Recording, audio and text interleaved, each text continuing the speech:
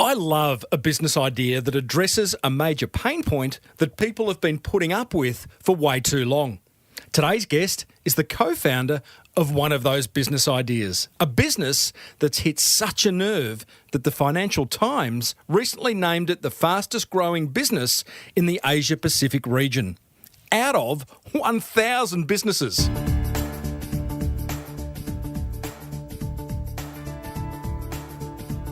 Before we get stuck into episode 410 of the Small Business Big Marketing Show, the Marketing Gold is made possible thanks to Design Crowd, American Express and Prospa.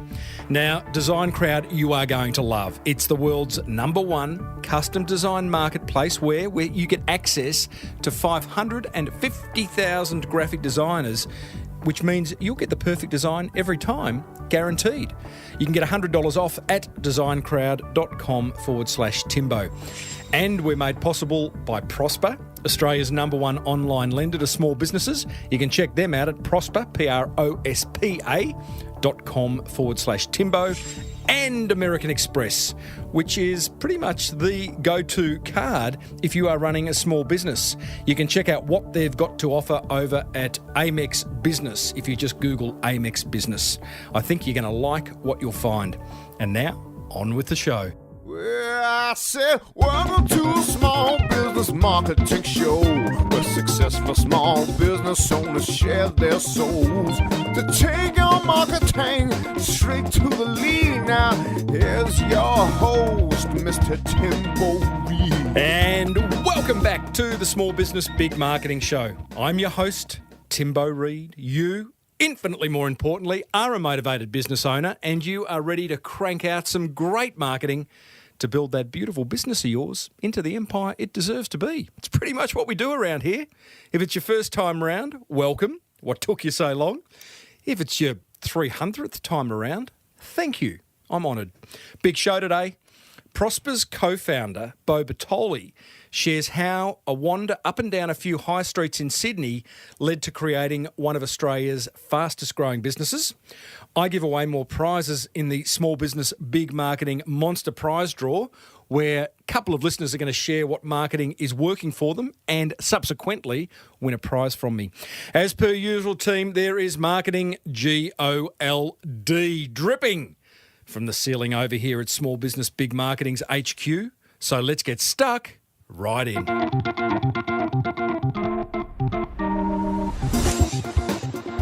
Quick update on the Deep Dive Mastermind. The first one happened in Melbourne last week. Thank you to the 8 motivated small business owners that joined me around a very, very swish boardroom table for half a day. I feel like we broke through a whole lot of marketing blockages, shared a whole lot of marketing ideas. I felt some great accountability groups were formed, and generally it was just good to get out of our own heads into another space and talk about our businesses. It was a lot of fun. We then went out to lunch.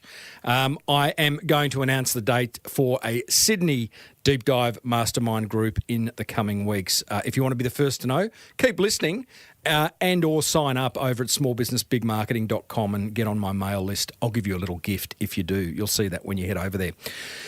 But right now, you and I will be meeting some amazing business owners and marketers over the coming weeks. We'll catch up with a couple of young Instagrammers that have created an incredible business out of their 1.2 million followers.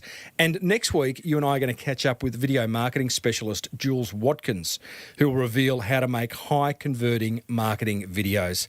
Really, really insightful little chat, that is.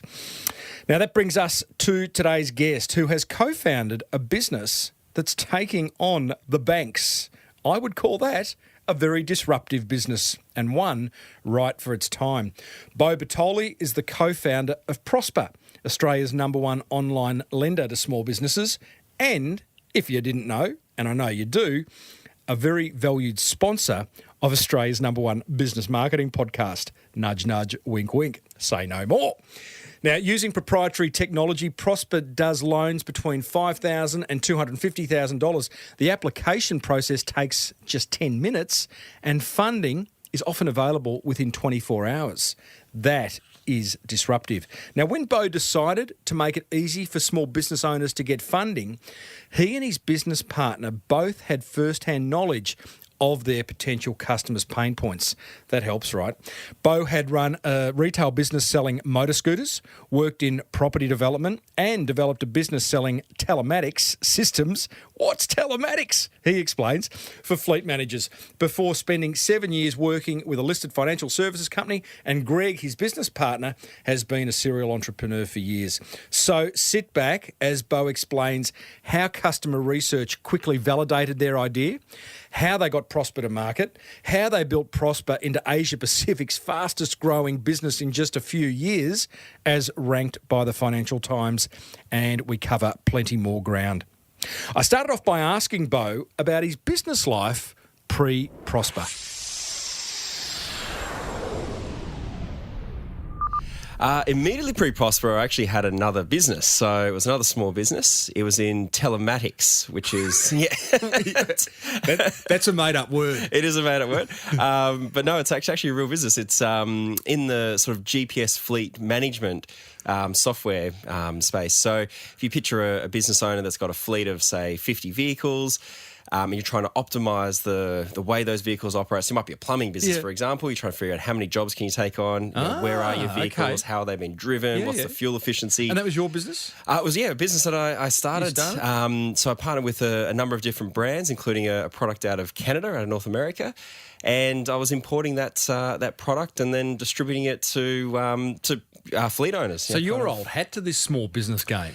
Yeah, so Prospa's the fourth business that I've had. Oh, wow. What were the other two out of interest? So the other two, one was in a property development space. So old man and I actually looked to sort of acquire sites and get DAs over it, and not big developments, but small townhouse style stuff and duplexes. And prior to that, I had a scooter business. So in sort of the early 2000s, when Vespers and all that were sort of taking off and becoming more of a popular mode of transport, fuel prices. I mean, fuel price today is nuts, but back then it was also, it always feels like it's expensive. Started a retail business actually. So selling scooters. Selling scooters, wow. yeah. So you look about 28. So you must have been about 14 when you started the scooter business. Thank you for that kind. Have you ever worked in corporate? Have you always? I have actually, yeah. So in between sort of my scooter and property business, I actually spent 5 years in corporate.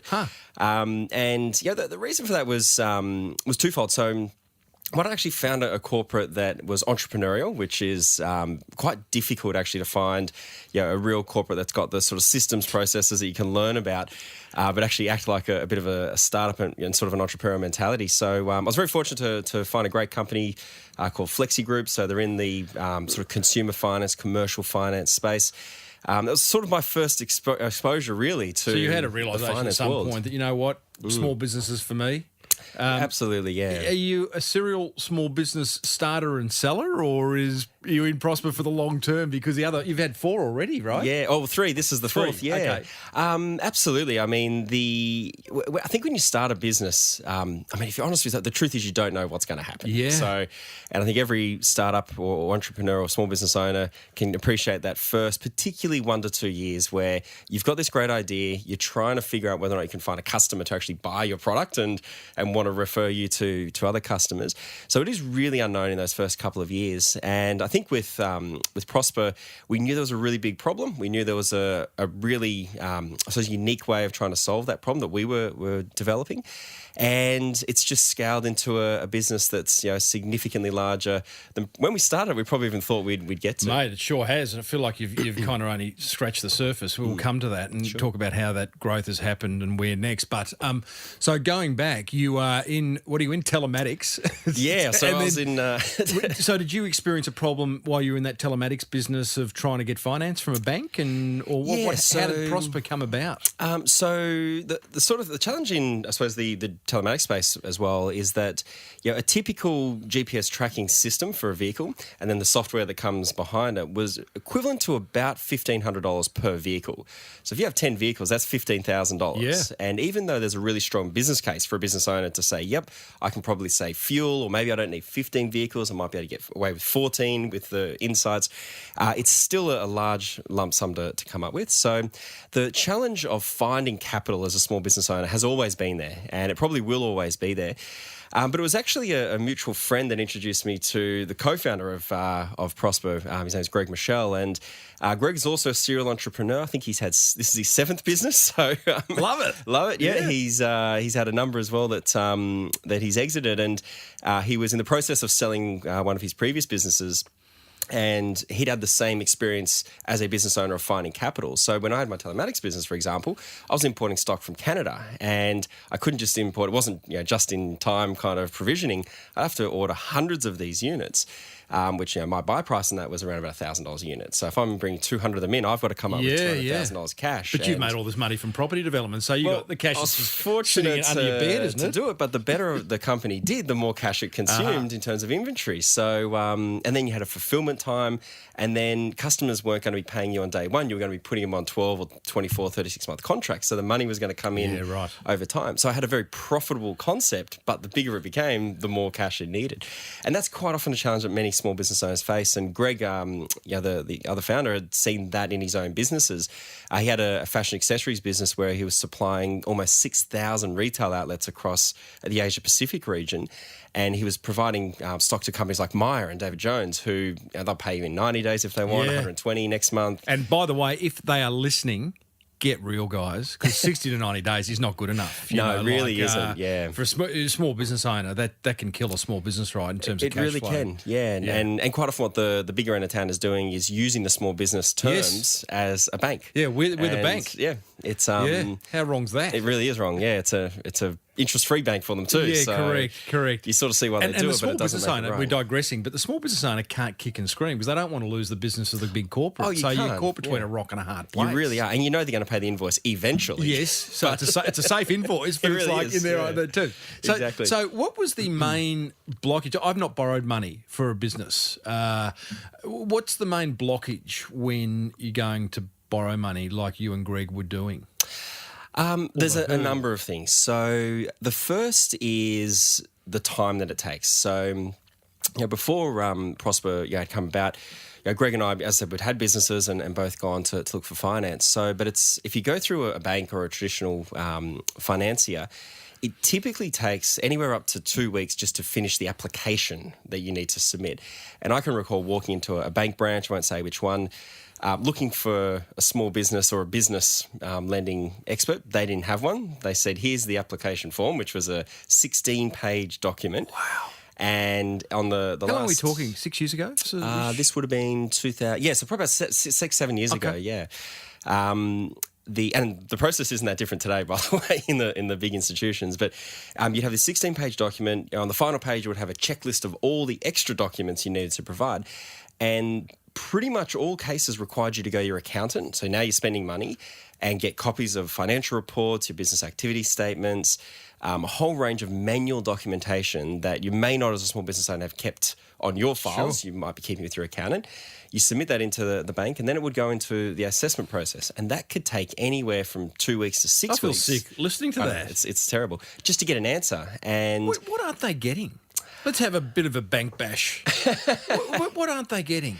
Look, because they say, sorry, I'll get my back up here, because they say, we love small business and we're there for small business. And some of them are. I mean, I've got a sponsor in American Express and they're fantastic. And Prospa, by the way. But, they do get it. Others just like, what are they missing? Look, I think they like big small business. So if you think about what is a small business, there's a lot of definitions of it. Yeah. But in a banking context, typically a small business to a bank is someone looking to borrow typically several $1 million of money. So a business owner coming in to borrow $2 million to go and build a new warehouse, or coming in to borrow $750,000 against so 16 pages, I get. You can for a couple $1 million, absolutely. Go to your account, get all those documents. I get that if you're taking that exposure. Now at Prospa, we work with the 97% of businesses that what we would classify as the S of SME. Bless them. And our average loan size is $26,000. Right. So you can appreciate that if you're a local cafe and you've got an 80-seat cafe and you want to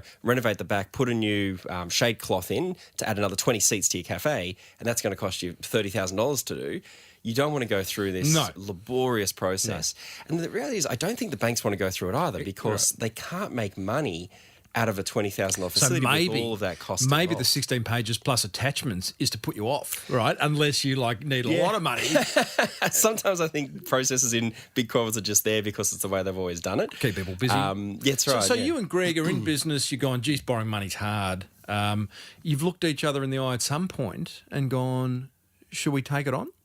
Yeah, well, the way we came together was Greg was selling his previous business and was looking at what to come into next. And we'd taken a bit of a look, or he'd actually taken a look at the US market and had seen that, post sort of the GFC, which was much more brutal in the US than Australia, the banks pretty much shut up shop. So they stopped lending to each other, let alone lending down to small businesses. And America's also a small business economy. There's 30 million small businesses over there, so it's a lot bigger than ours, but these small businesses didn't have access to capital, and a whole range of different options started to emerge. And because of my background, the corporate that I'd been at for 5 years before my telematics business was actually a sort of a pioneer in innovative finance solutions in Australia, certainly banking alternatives. And I'd spent the last couple of years when I was at Flexi Group building out a new commercial small business equipment finance lease. So if you're a business owner looking to buy a photocopy, for example, we'd provide the financing for a photocopy or for television screens in your office or whatever. So we it sort of made sense for us to come together, and we got introduced by a mutual friend, and we sort of What was that through. introduction about? Did your mutual friends see two entrepreneurs who were ready for the next challenge, or who had a similar problem they were trying to solve? Well, I was actually in the middle of my telematics business, and that was going quite well. You go, hey, I'm good here. Yeah, things were working, but I was also looking to the future, and I could see the future cash flow requirements of this model, should it work, were going to be substantial. And our mutual friend was one of my grooms at my wedding and so forth. And Greg, my business partner, was talking to our friend and pitching his idea. And our mutual friend said, well, have a chat to Beau, because he's spent years in that world, at least on the equipment finance side of things. And it might be meeting in the minds on a few ideas. So you've both gone, we need to disrupt this, or at least it needs to be disrupted. Maybe we're the blokes to do it. That's right, yeah. How did you go about maybe disrupting the banks? So the first starting point was, and I think this is where every business starts, is you've got to have a starting proposition. So, MVP, call it what you want, proof of concept. You need a minimum viable option for your customers. So we designed a product that we said, well, if we were looking for money, and we have been in the past, what would we expect? What kind of experience would we want to have? Great question to ask. And it was really coming from that empathetic spot of the small business owner. So we thought about things like it needs to be simple. So get rid of the 16-page application. Today it's 1 page. When we started, it was 2. So we said we can't make this 10% better. We've got to make it transformatively better. So rather than go from 16 pages to 6 pages, how do we get it right down? And we got it down to 2 originally. Then we wasn't in like 3-point type or something, was it? No, that was in 12-point type. 12-point Times New Roman. That's right. So then we said, well, the funny thing about finance is there is this risk side to it. So, it's very easy to send money out and lend it out. The trick in finance, you need to make sure you're getting it back. And that's obviously to have a sustainable business, but also so you can go and access funding, so you can loan more money out in the future. So we then had to work out, well, what is our credit going to be? Because you can't say yes to everyone, but we didn't want to be like a bank who would only say yes to 5 or 10% or 20%, whatever it is, of customers. And more often than not, banks wanted security. So in our experiences, when we'd apply for finance, even if they approved you after 8 weeks of assessment, more often than not, they were saying, that's great, I'll give you $30,000, but I want to charge over your property. And for Greg and I, that just didn't make sense. Why should I put my $800,000 family home on the line for such a small amount of money? So that was another feature we were going to build in. It needed to have no asset security. So simple application, no asset security, and more important than not, we had to get a quick answer, because small business owners can't wait 8 weeks. More often than not, when a small business owner requires capital, it's for a very positive use. It's for an opportunity. Sometimes comes out of nowhere, like a supplier says, hey, I've got all this stock that I need to get rid of, and I'm going to give it to you for 50% off, but you have to pay COD by Friday. And here we are on Wednesday. Yep. How do you come up with $10,000 or $20,000 you didn't forecast that quickly? So it had to be a quick answer. And even if it was going to be a no, it needed to be given as quickly as we could. So with those concepts, we designed a product. And then we actually started going out face to face, meeting small business owners, just walking the streets. So Imagine that. Hey? I know. Novel idea. So Greg would take Norton Street in Leichhardt, for example, and talking to business owners. I was taking King Street down in Newtown, and it was fascinating. Every business owner we walked into, when we said to them, have you had a requirement for capital in the last year? Almost 100% said yes. And we said, well, what did you do? And the majority of them said, I just didn't do whatever idea it was that I needed the capital for, because they knew the bank wouldn't help, and they didn't want to go and ask family and friends, and they didn't want to pull money out of a home loan, tying their equity in their home to their business, which again, so they either stagnate or they go backwards by not embracing that opportunity. That's exactly right. So so really quickly, over the first sort of month or two, we could see there was going to be demand for this sort of product. And then can I just ask, because we often talk to guests and they've gone and spoken to prospects who may use the product. Often people say yes. It's just, that sounds like a good idea. Yeah, I'd use that. Yeah. But when the rubber hits the road, I'm not quite ready for that. So did you just listen to these people and naively, actually not naively, but go ahead and bring this Prospa to market? Or it's such a great point, Tim, that because what you're referring to there is there's the rational and emotional side to what people are saying. And quite often, and this is a major fallacy, for example, in the industry, quite often what you think or what a customer says is most important actually isn't most important.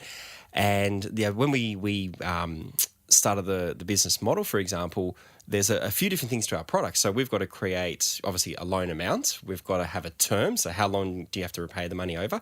There's an interest rate. So what does it cost you to borrow the money?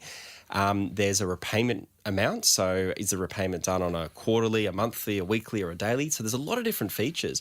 And if you asked a business owner, what is the most important feature in a lending product? A lot of them will say rate. It's all about rate. I want the cheapest product that is available. And then you say to them, well, that's great. Draw money out of your home loan. That's the cheapest because that's 5%, and you can do that tomorrow. And then you say, oh no, actually I don't want to do that. I want to separate my personal and my business. It's like, okay, great. And then you say, well, what else is important?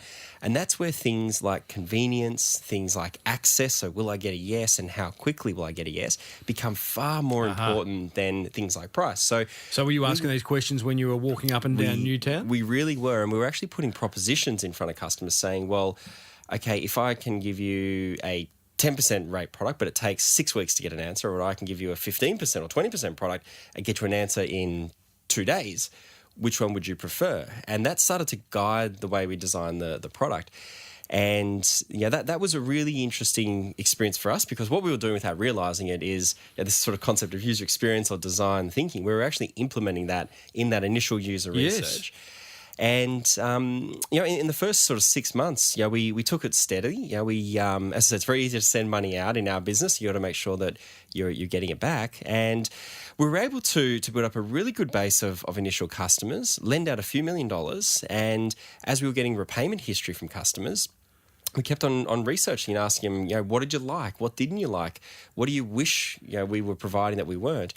And that informed a whole range of How were you decisions. doing that out of interest? Was it just the old email survey after the fact, or were you ringing them? Ringing them, or you actually and Greg physically, still, or you got absolutely me and Greg. So I think as a business owner, your product that you're offering to your customer is absolute your responsibility. Like number one thing in your business. If you aren't getting the right product for your customer, ultimately someone else will build the product that they want.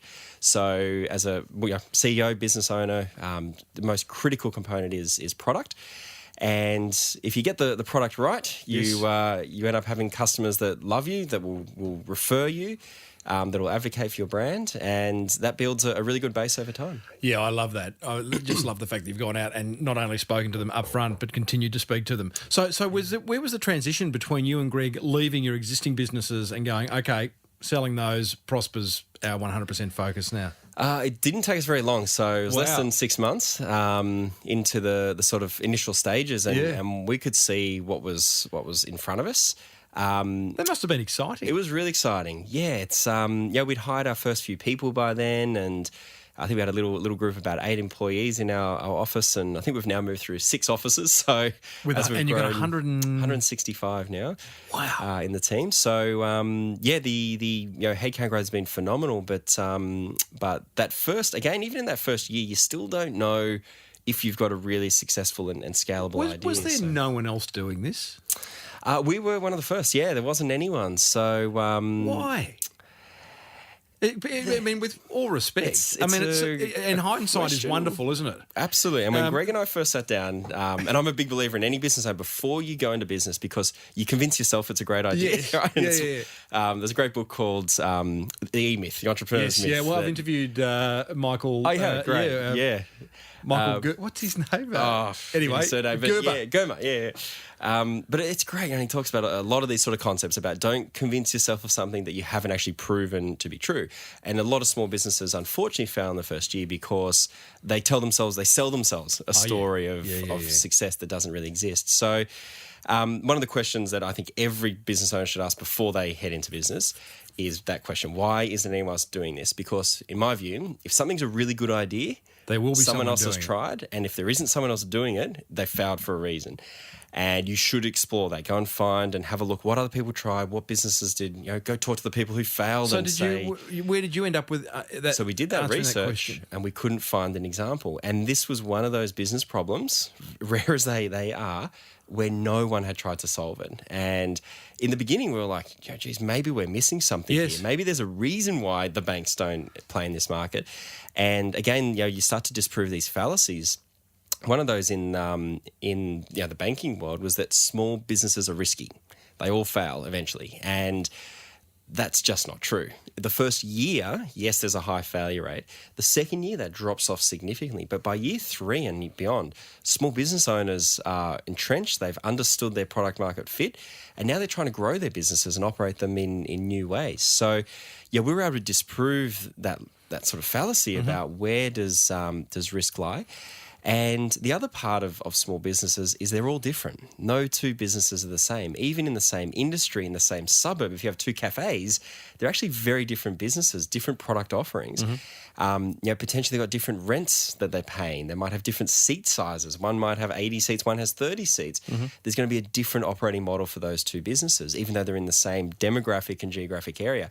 So the complexity around the credit model, so how do you say yes or no to the right types of credit risks, is very, very complex to work out. You must have had to employ a fairly smart person up front, like an actuary or something like that? Data scientists as well. Oh, and, wow. We were very fortunate to meet some wonderful people that had a really deep mathematical understanding and so forth. And it's never one thing or one person that brings a business to life. It's a combination. And absolutely, getting that credit modelling very early in our business right was important, because finance is an interesting product. It's one of the few products in the world where when when a customer buys a product from you, you as the product provider are taking the risk on the customer. Normally it's the other way around, that the customer, if they buy a motor vehicle from you, they're taking a risk that your product is good and won't fail. So it's kind of interesting in that it's flipped around in that regard. And it's also a product that, sometimes someone wants to buy the product from you and you can't sell it to them because the business might not be stacking up. Yeah, it just might not be stacking up. And we had an initial business value. One of our core values was to act with fairness, and that was a really important component of when, unfortunately, you can't help a business owner, and giving them a quick no is a very important thing as well. And then we'll try to provide insights to them and say, hey, here's some things you may want to think about that we saw in your data that came Once through. you've resolved, you can come back and we'll look after you. Yes. So now you've got this product, Prospa. You remove the 16 pages, the attachments, the weeks that the banks put up in front of small businesses. What's the Prospa experience look like? And if I'm a small business owner looking to go and borrow money from Prospa... Hey, before Beau shares what the Prospa customer experience looks like, here's a tip if you're wanting to get some marketing materials designed without spending a fortune. Cheap, quick, great. I used to work with a designer who'd force me to choose 2 of those 3 options whenever I wanted something designed. As a small business owner with limited funds, it drove me nuts that I could never have all 3. That's why I love Design Crowd. You see, Design Crowd is a website that helps startups, small businesses and marketers outsource custom design, from logos and business cards to websites and landing pages. In fact, Design Crowd gives you access to over 550,000 designers from Sydney to San Francisco, ready to help you with awesome creative ideas. Here's how it works. You post a brief describing your design need. Within hours, you'll receive your first design, and over the next 3 to 10 days, a typical project will receive 60 to 100 different designs from designers around the world. You then pick your favourite, make any changes, and pay the designer. You know, whether you're an entrepreneur looking to set up your brand or an established business that needs marketing collateral designed, Design Crowd is your answer. For a special $100 VIP listener offer, go to designcrowd.com/Timbo or enter the discount code Timbo when posting a project. See? Now you can have cheap, quick, and great design thanks to Design Crowd. Hang around after this interview as two listeners share what marketing ideas are working for them. But first, let's get back to Prospa co-founder Beau Bertoli, who is about to reveal the importance of a great customer experience. So today it's entirely different. So the 2-page app we got down to is now a full digital application. Beautiful. So we launched that in 2014. I was one of the first in the world. So today you can land on prospa.com. In 5 to 10 minutes, you've completed the application form, connected those data points we need electronically, and then that's it. That's all the customer needs to do. Our credit system will go and retrieve all of those data points that we need in order to complete our credit checks, and we'll provide an answer back to the customer. And Within 24 hours, most of the time. Sometimes that can be live on a phone call. Sometimes it can be within the hour. But Where's the catch? Well, The interest rates are how much? So our product works on a rate for risk model. So we've created a product. The average sort of rate is around the sort of credit card rate mark. So sort of those high teens to 20s. There is no catch. The decisions we've made, which was to invest in technology, is what makes this so quick for customers. And where the banks used to get all of this manual information in and then pay people to sit there and go through it, which takes time, which they'll raise a whole bunch of new questions. It's not predictable. And if a credit officer inside a bank's having a bad day, they're more likely to say no than yes. Sure. We've systemized all that. So Remove the emotion. that's right. It's now a technology that can work. Now, that obviously costs money to build and invest in and improve and refine. So it's a really great way of actually providing a great experience to a customer where they're not having to wait for 8 weeks or even longer, in most cases, to get a note. So at credit card rate, so your average interest rate at Prosper is around what? We're going to say 18%? Yeah, around that sort of mark. So it's not. Well, I'm going to say it's not cheap, but it's kind of you're already paying that on a credit card. So people are willing to. There's that saying: people don't no longer buy brands; they buy experiences. So you're offering this incredible customer experience that's ticking so many boxes about getting finance quickly and making the process easy, and obviously you're proof that people are willing to pay for that. Well, absolutely, and the other part is that it's tailored to the customer's requirements. So you only pay interest for as long as you require the capital. So in the case of our product, our loans start as short as 3 months. So if you're only borrowing money for 3 months, you're obviously not paying that much of interest. And we go all the way up to 24 months. So if you've got a longer term initiative that's going to generate a return over a longer period of time, you can take longer to pay it. The thing that we've come to realise as we've been business owners of different businesses over our journeys, every business owners are much more sophisticated than people give them credit for. And I know as a business owner, I will not spend $1 on anything unless it's going to generate me a return. And interest on a loan is expense. So if you're going to borrow $10,000 and you're going to pay back $11,000 for argument's sake, if you're going to spend that $1,000 of interest, you want that money to do something good for you. And we often use the example in our business of the hairdressing industry, for example. Quite often the big suppliers will put on these deals where you can get $20,000 worth of stock for half price if you pay for it this week, cash up front. And if I'm a hair salon and I can buy $10,000 worth of gear that I can sell, shampoo and all that, I can sell it for $30,000. I'm making $20,000 margin over the next 4, 5, 6 months. Sure. I don't care if I'm paying $1,000 or $2,000 interest. No, you don't. I care about getting that $10,000, get that deal, and drive that extra margin in my business.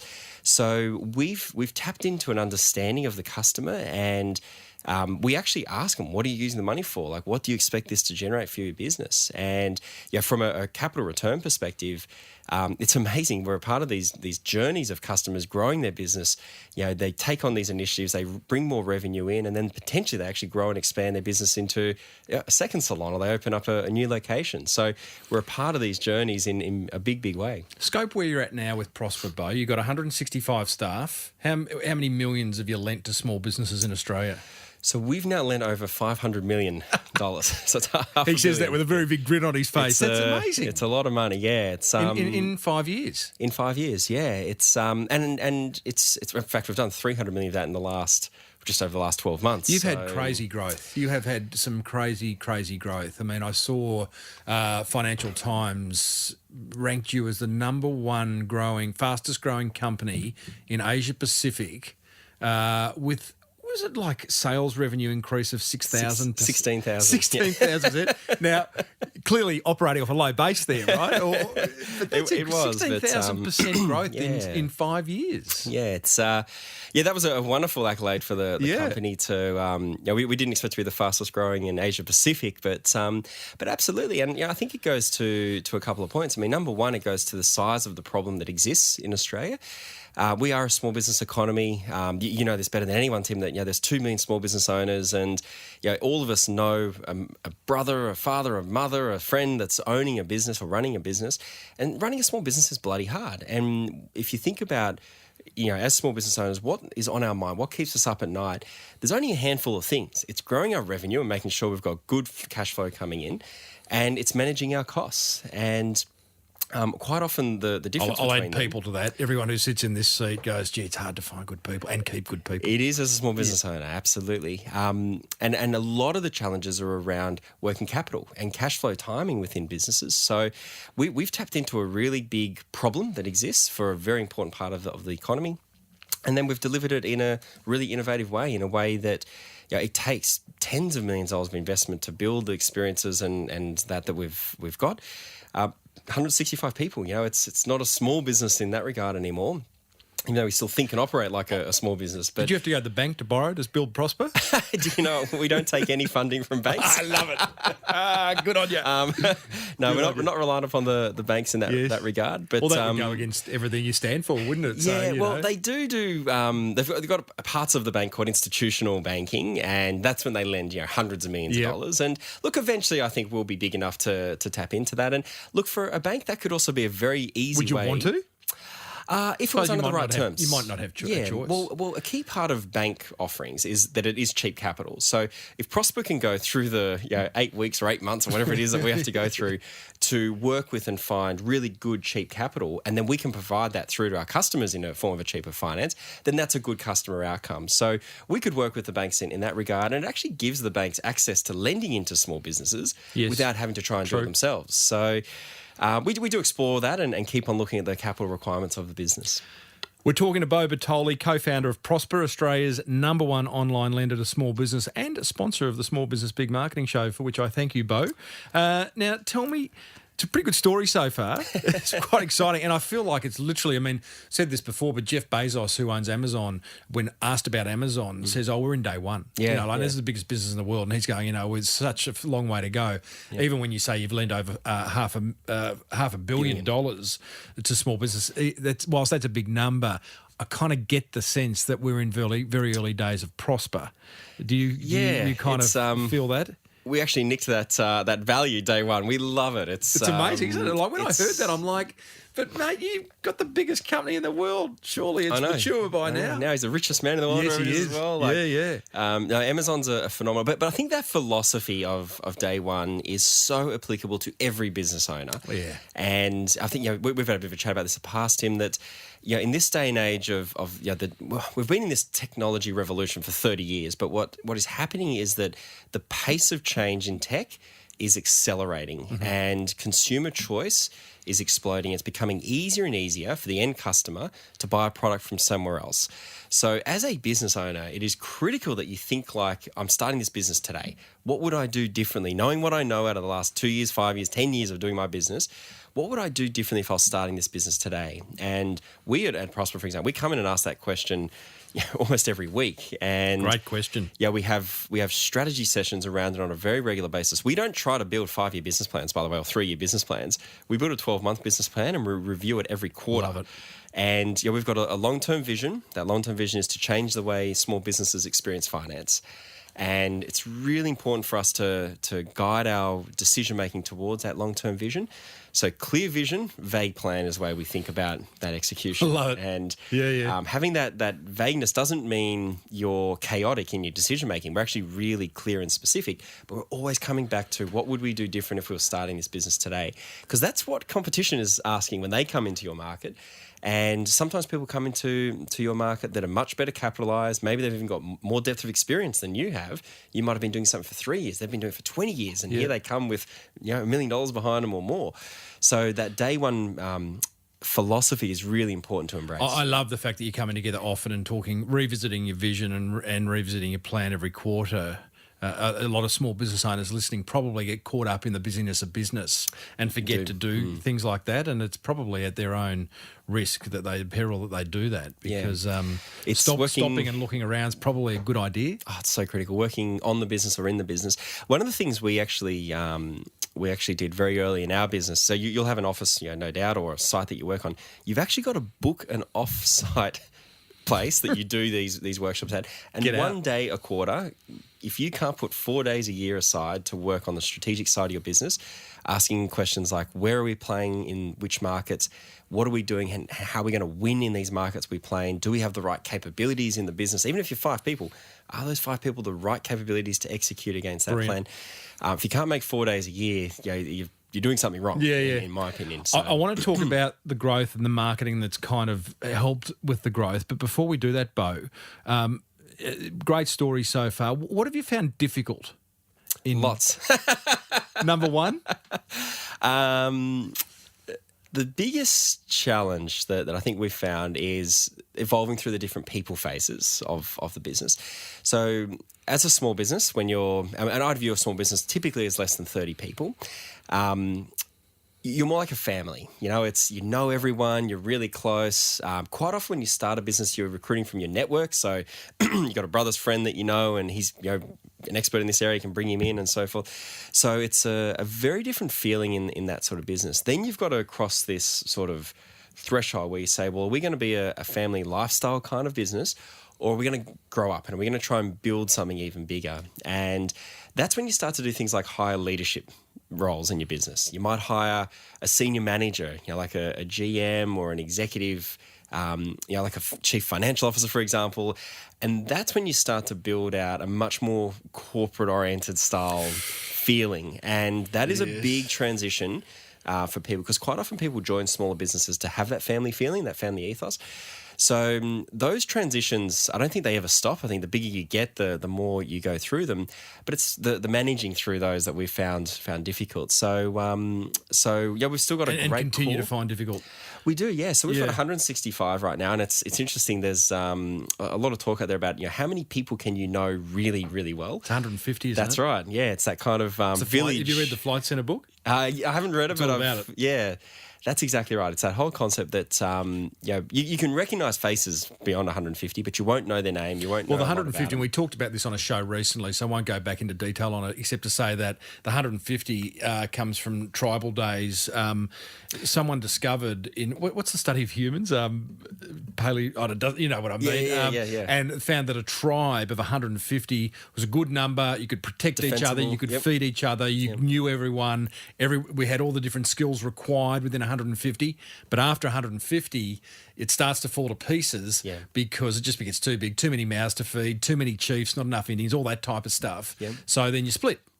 And you start again. Yep. And Flight Centre have done that very well with nations and tribes and countries, and they've got all this language around it. Yeah, that's right, Yeah. And it's and we're actually in that transition right now as we go from past that 150, and We've now got an office with 2 levels, so we've got a staircase between it, but that starts to create a different feeling. So we're managing through that. So that's definitely one of the more difficult. It'd just be hard because, again, it's small business and losing that vibe. And you and Greg, who have started Prospa and brought a personality to it and, a set of beliefs and vision, to then hand that over to others and for them to... But one thing I've noticed, and I said this to you when we did the pre-interview and, dealing with some of the people at Prospa and going to your offices, there is a really good vibe. And you can tell that people are very proud to work there. And that's one of the great things about brand. I've seen this with Virgin Australia, where I've had this show goes out on Virgin Airlines and I've had dealing with them. And again, people are proud to work there, and that great brands attract great people. They do, yeah. And to build a great brand, I mean, it really starts with one thing, which is what's your purpose? Like, why do you exist? And you can't just say we exist to serve our customers. It's too fluffy because every company says that. You've got to have a real tangible customer value. And our team feel really connected to the purpose, to what we're doing here and why our product is so valuable to a small business owner, because I mentioned earlier, we're a part of their journeys, that we provide the capital that allows them to take advantage of those opportunities, that allows them to grow. And in our marketing team, for example, they run all of our case studies, and we'll happily talk to any customer we've ever provided funding to, and they're all happy to talk back and say, I'll share my story. There's some great video case studies on our website of companies that have used capital, they've grown into a new project, or they've taken on a new site or a new employee that you have to pay their wages for the first 3 months before they're productive for you and so forth. So the people phase is really important. We spend a lot of time at Prosper working on our culture, making sure it is a place that people feel connected to our purpose and are proud to work at. Did you subscribe to that old saying, the customer's always right? But I had Jen Lim from Delivering Happiness. The Zappos story? I had Jen on she's one of the original not founders of Zappo, one of the original workers of Zappo, and now runs the Delivering Happiness agency. Awesome. She's all about staff first. Yeah. You got happy staff, you got happy customers, you got a great business. 100%. Yeah. Absolutely right. You got to have happy staff and the right staff. So, because you have happy staff with the wrong staff as well, and they'll drive your customers bonkers. But it absolutely starts with your people. So is there a kind of one thing that you guys do to make sure that you employ the right people? The biggest thing we've introduced in the last few years is called a cultural interview. So what we realised was happening is that we'd have these job descriptions for a particular role, and we'd have talent acquisition activity happening, whether it was through LinkedIn or Seek Ads or a recruitment agency, getting good talent pool in, and then we'd assess these applicants against skill sets and run interviews and all that kind of stuff. Well, what we weren't doing is then testing for cultural fit. And as we went through that change from 30 people and started hiring leaders and so forth, it goes from Greg and I, the founders, interviewing every single person who joined. So we're naturally picking a cultural fit with the company we want to see in the future. And we were the kind of filter weeding out misfits, to leaders now making decisions around cultural fit. And what we realised is that there's probably a more effective way of making sure we had a cultural alignment. So we wrote down a document. What is our culture? We said, and culture is about the behaviours. How do you behave as a company? It's not about having everyone the same. And in fact, at Prosper, we have 40% female in our team, 6% male, which is one of the highest around. We have people from 33 different countries of origin. So not just like background, they were actually born in 33 different countries. So we have a very diverse workforce, yet we're culturally aligned. So it's not about people you like, which is what often happens with hiring managers. They go, that guy's a good bloke, a good girl. I'll get along with them, so I'll hire them. It's about, do they match the behaviours we expect in the business? And that's what drives your culture. So that cultural interview is now run by what we call cultural ambassadors. So we have 15 of them across the team. They represent and live and breathe the culture at the highest levels, and they love it. And every person that's up for a final interview goes through this, and the cultural interviewees have veto rights. So if they're not happy with someone, love that, mate. They could hit all the skills. Empowering other people. Imagine that. And we're talking frontline people here. So it could be frontline customer service agent who's a real representative of culture could be saying no to a senior leader. See, I imagine that frontline person too is going, what, they really respect me, in another company I'm just the person on the phone, but you've actually given them additional kind of responsibilities. Absolutely, I love that. And what that creates is everyone now joining has gone through a cultural interview. interview. So they feel like, yeah, this company has embraced me as living our culture. Now, every company has a different culture. So you've got to know what yours is. Yes. And if, as a business owner, you focus on that, again, back to what should a business owner be putting time into. So there's obviously the product, there's strategy, and then on the people side, we think about people as let's have the right people in the right roles, but culturally, more importantly, let's have the right culture and let's make sure the business is doing things to strengthen what it stands for. Let's talk about growth. I feel like you've had incredible growth. I mean, you've proved it with the numbers, but even the brand growth, the brand awareness over the last couple of years, it just seems Prospa. I'm seeing Prospa a lot. I don't know whether it's because now you sponsor this show. So it's like, you're looking to buy a red car, so you see lots of red cars, but you're advertising on radio. Is that, am I being simplistic to say that's actually helped grow awareness quicker than normally would? Or is there something else that we you've put done? a lot of focus on building awareness. So if you went back 6 years before we started, if you asked a small business owner, would you consider or do you know of any banking alternatives, the answer would have been no, there are none. Fast forward to today, and there's a healthy percentage of small business owners that are aware of alternatives outside of the banks. But ultimately, a brand is about its value proposition or its promise to its customers. And the clearer you are about what you stand for, and the more you communicate that through different channels, the stronger your brand reputation will be. And one of the strongest brand strategies that we've got in the business is actually customer advocacy. There is no better way to build out brand recognition and reputation. You can spend all the money you want on radio, all the money you want on telly and all of that. If you aren't building out a loyal base of customers who advocate for your product. So is this customer advocacy, does that happen by pure the fact that you've got a great product, so therefore people say the best marketing is a great product? So does that just happen naturally, or do you I think that the best marketing is a great product where you try to amplify the advocacy. So one of the challenges that most businesses face is that even if you've got this loyal base of customers who keep coming back, what are you doing to actually encourage them to share their stories and let the broader community know, that kind of network effect? How are you using other mediums? So we use services. One example is Trustpilot. So Trustpilot is an independent review site. After every customer purchase, so everyone who's bought a product from Prospa, we say to them, hey, would you like to leave a review? And it's their words. They can choose to do it or not. And they rate us out of 5 stars. And you send them off to Trustpilot for them to do that. Right, okay. Now, Trustpilot as a marketing initiative, so right now Prospa's the number one money product in there. We've got a 9.8 out of 10, 5-star rating. But it's then, okay, great, we've got that. And we've got, I think, close to 1,000 reviews now, but most of them really, really encouraging and positive. What can we now do to amplify that and share that with the world? Because if we didn't do Trustpilot, we'd have all these happy customers and we're not letting them know that they're happy.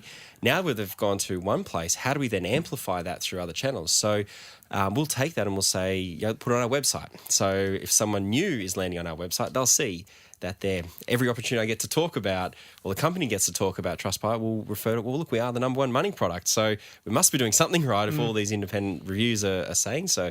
So I think you've got to have a great product, but then you've got to find ways to get your loyal customer base and your advocates. Just to understand Trustpilot, that's important. You get people leaving reviews. That's sitting there on a third-party site. Correct. Is there a plug-in that then allows you to put some of those reviews onto prospa.com, or do you actually go and just copy and paste? You can do either. So you can or? copy and paste, or you can put a little plug-in, like a little iframe that'll look up and do you get put the a feed of opportunity to different thank ones. the people on Trustpilot who We certainly do, reviews? yeah. So How do you do that? we hear from Trustpilot every time there's a review. So you have an account with them, and we'll go and say, hey, thanks for that feedback. And quite often what's actually happening is that a customer is not only recognising what Prospa's done, but they're actually recognising an individual within the business. Because one of the things you say to a customer is, did anyone stand out in your experience? And if they've had a really great experience with Angela, for example, they'll actually say, had a great experience, love the product, Angela was awesome, thanks and well done. And we'll make sure that Angela sees that. Unreal. And it gets that feedback from that particular experience. And conversely, if it's a bad review,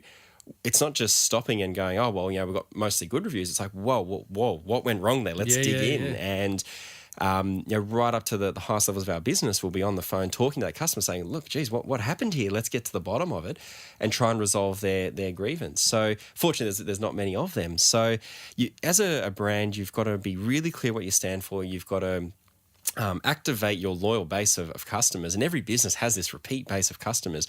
So what can you do to take a review and amplify it through Facebook to followers there? And then how can you try and build out more recognition for what you're doing from your loyal base of customers? I love it. Reviews are so important. I can't believe the amount of small businesses that don't actually utilise them, get testimonials, actually...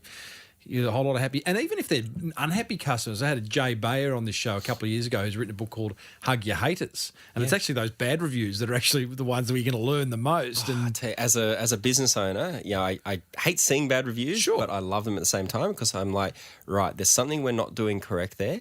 What are we going to learn? What are we going to change about our experience? And it might be that a piece of our technology didn't deliver the experience in the way that customer expected it. Or a whole range of different things, but you learn, and then you have the opportunity to decide, do you do something about it or not? So I think as a business owner, you don't get as much feedback as you probably used to, because a lot of our interactions with customers are now digital. But from a review perspective, you've got to try to get that feedback loop happening and do it as regularly as you possibly can. I remember reading about Jeff Bezos, for example, at Amazon, where he used to sit down, I think it was once a month, with the customer complaints team. And he'd say, right, I want to see the latest 10 customer complaints. And he'd look through them and be like, right, those 4 we can't do anything about, but those 6 there have really clear things that we can change. And he'd fire off notes to senior people. And this is when he had like 50,000 people. And he was still in. Is it Amazon that's got the empty chair at the boardroom table representing the customer? One of those big, it might be Google or Apple. One of them has, for all board meetings, there's an empty chair, and that's the customer. I love it. Yeah. I love it. Beau, thank you for sharing and Prospa and taking us behind the scenes. It feels like, if I'm going to sum it up, it just feels like you are crazily customer-centric. Like, I'm not going to say over the top, because that would infer negative, but you really, really embrace the customer a lot more than many businesses do, and that seems to be a major reason for your success outside of a great product. Sure. Yeah. No, it's absolutely. I think customer is at the heart of every business. Well, you don't exist without them. You don't. No, you need a customer to buy a product from you, and then. I remember in my Telemax business, every time I had a customer who purchased from me, I'd say, hey, do you know another 2 or 3 people that could use this sort of service? And simple things like that. Again, it's another form of advocacy. Yes. And if they said, I'm not going to refer you, you'd go, geez, what did I do wrong? Again, that feedback loop comes through. So I think as a business owner, the longer you're in business, the harder it is to remember why you're in business, that you exist for your customers. So getting back to that and reconnecting and getting those feedback loops is so critical to being customer centric. And then your product sort of takes care of itself, because your customers will tell you what they're looking for. And if you listen and you 2 ears and 1 mouth sort of thing, you'll see really quickly what you need to do next. It's the old act like an elephant, big ears for listening, small mouth for talking. That's right. Beau, well done, mate. You and Greg and the rest of the team at Prospa. Awesome. Thank you so much. And if people want to borrow money quickly, overnight, same day, prospa.com/Timbo. Right. Excellent. Good on you. Thanks, Beau. Cheers, Tim.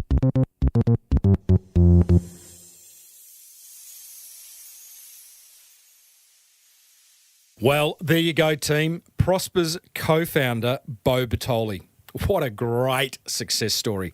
Coming up, I'm going to share my top 3 attention grabbers from that fireside chat with Beau, plus 2 more listeners share what's working for them in the Small Business Big Marketing Monster Prize Draw.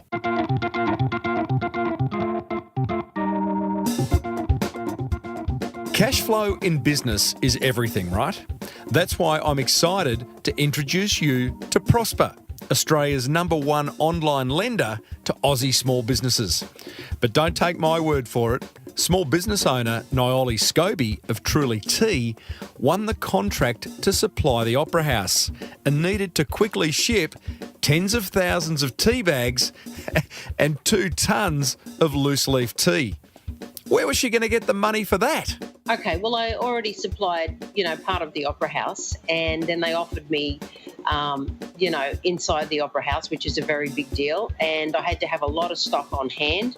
You can't say no to the Opera House when they place an order, they want it the next day, and those are the terms of trade, and I wasn't going to say no to them.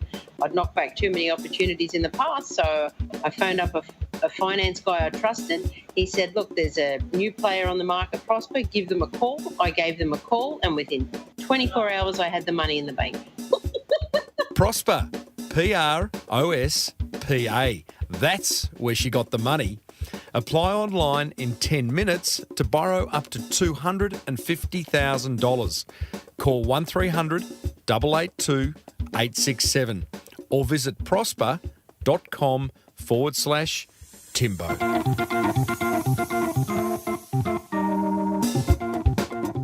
Here's a money-making tip from American Express member and Four Pillars Gin founder, Stu Gregor.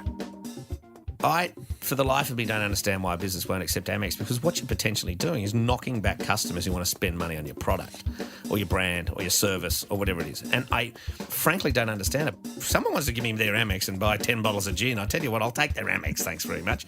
You're potentially also denying yourself a big chunk of corporate business as well. Because a lot of sales guys, I know me in my own business, I use Amex. And if I ring to make a booking at a restaurant or a bar or something, I say, do you accept Amex? And they say no, I go somewhere else.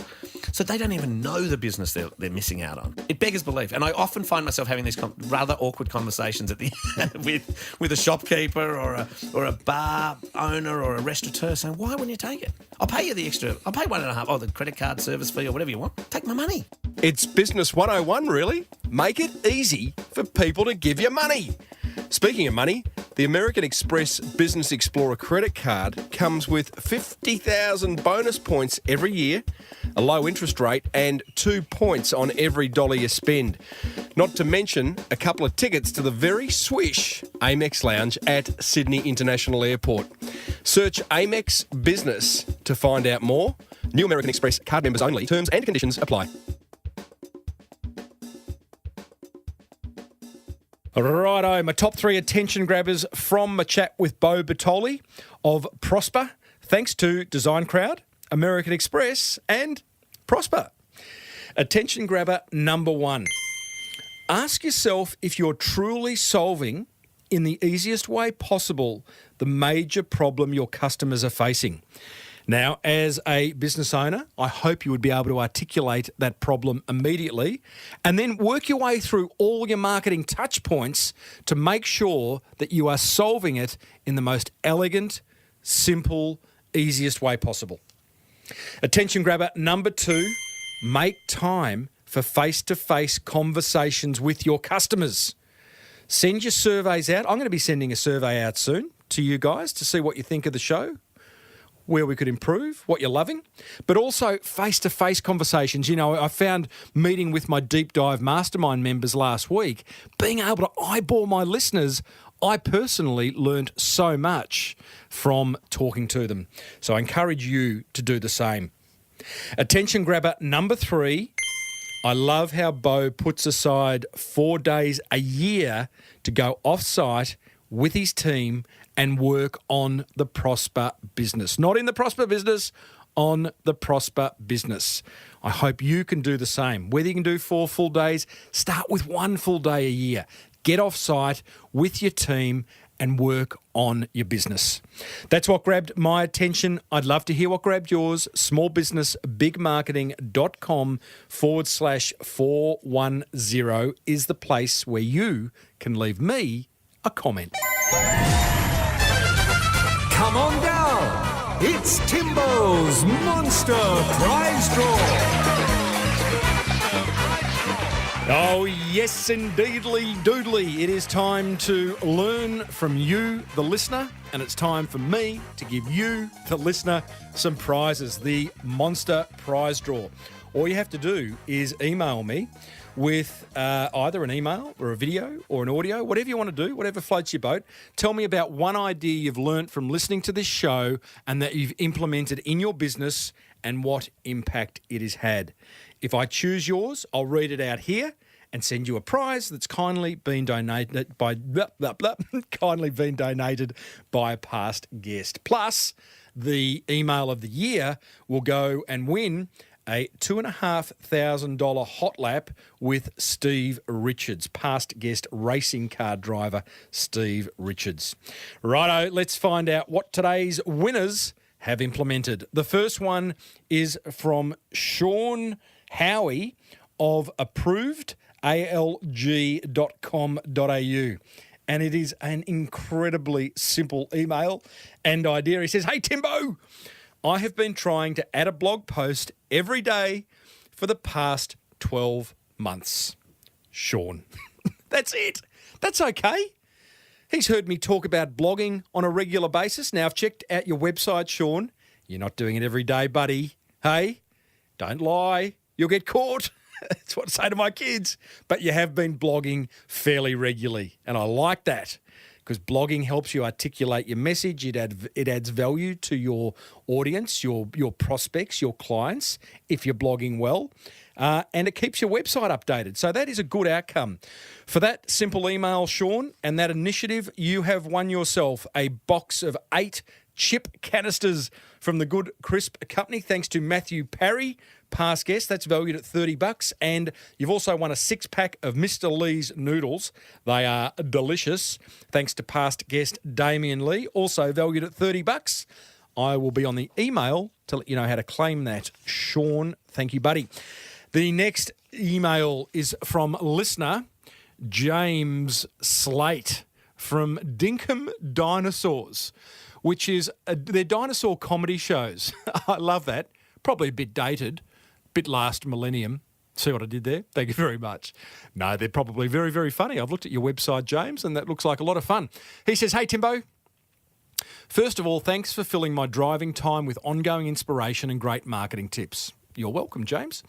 Okay, so here's one thing that I've got from your podcast and put into practice that has made a huge difference to our business. I listened to Joshua Nichols on episode 205. That's a way back, but it's one of the more popular episodes I've done, I must say, talking about how to turn clients into raving fans. It really made me think about how I could solve pain points and go beyond what was expected at every little point along the experience. Brilliant! It's exactly what Prospa are doing and what all great businesses should do. Back to James. Our dinosaur business now has 195 5-star Facebook reviews from our fans and only 5 other reviews, all of which are 4-star, as a result of providing a great customer experience. He goes on to cut and paste some of those reviews in. They're glowing reviews. And to finish up, James says that's one of the many nuggets of gold I have taken from the Small Business Big Marketing Show. Keep it up, Timbo. James Slate of Dinkum Dinosaurs. James, well done. That is a great learning, and I'm so glad this show has been able to impact so positively on Dinkum Dinosaurs. For that, you have won a hamper from Ben's Bees, valued at $89. It includes honey, tea towel. It should be a bee towel, really. Thank you. Candles made out of beeswax. And that's thank you to listener Ben Moore. Now, I haven't interviewed Ben Moore, but Ben is a listener and very kindly reached out and donated these prizes, which I'm really honoured. Thank you, Ben, so much for that. Check out Ben's Bees if you want some honey. They're good. And James, thank you so much for that. Everyone else, send me an email, tim@timreid.com.au. Tell me what's working in your business from a marketing perspective, and you will win a prize.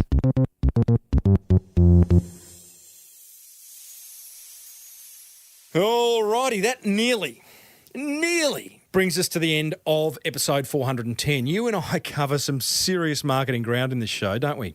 We've previously caught up with Clive McCorkle of Arid Zone, one of Australia's leading promotional product businesses, and Brian Smith, the original inventor of the Ugg boot. Boy, oh boy, did he have an amazing story. You'll find those episodes plus hundreds more over at smallbusinessbigmarketing.com, or you can subscribe free on your favourite podcast app, which means that you will never, ever miss another episode. Now, I'd love to hear from you. We live in a very virtual world. I know you're out there, but I would love just, say hi. Head over to smallbusinessbigmarketing.com, hit the contact button, send me an email, join me on social media, even grab a copy of my book, The Boomerang Effect. Now, this show is absolutely made possible and cannot happen without the support of other businesses that want to support you, the small business owner. They are Design Crowd, the world's #1 custom design marketplace. If you want anything designed, signage, stationery, ads, website, T-shirt, whatever, head over to designcrowd.com/Timbo and you'll get $100 off your brief. Great offer. Another great offer. Thank you to Prospa, Australia's #1 online lender to small businesses. You can go over to Prospa, prospa.com/Timbo, and they will help you get funding to take your business to the next level. And finally, a big thank you to American Express, whose Business Explorer card can assist in your business expenses, rewarding you. If you listened to last week's episode with Chris Gray, you'll understand exactly how your business expenses can reward you. He was flying 15 times a year somewhere in the world at the pointy end of the plane. Google Amex Business to find out more. If you love the Small Business Big Marketing Show, and I think you do, because you got this far, then tell some other business owners about it. I would really love you to do that.